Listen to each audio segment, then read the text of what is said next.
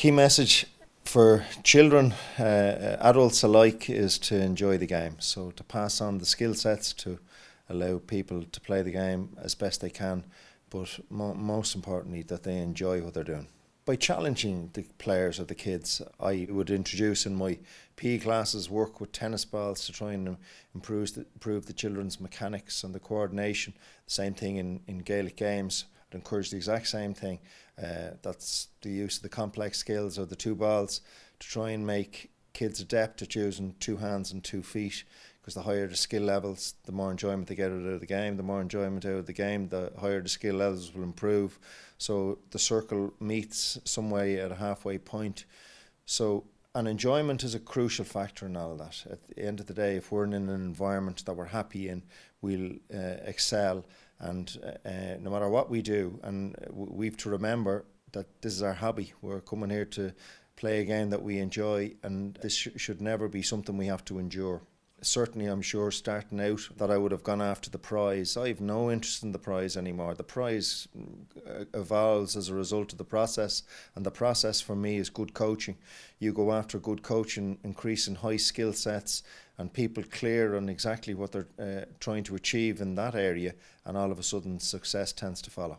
Part of what's successful in the GAA is the community in which we evolve, and the opportunity for people to meet on occasions like this are absolutely magnificent and share ideas.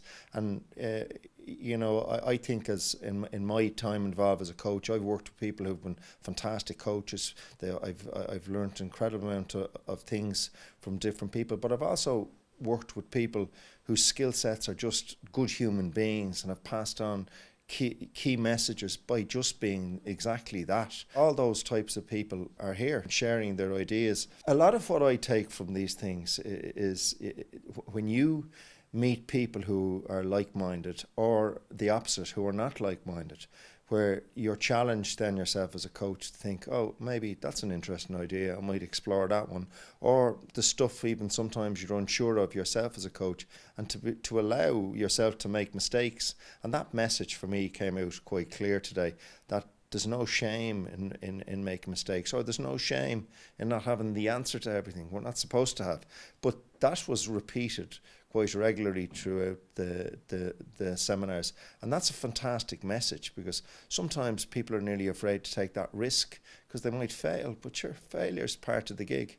I was involved in a coaching conference with the IRFU, and I was involved in a coaching conference with the English FA, and I'd have to say I'd be very proud of what I witnessed here today.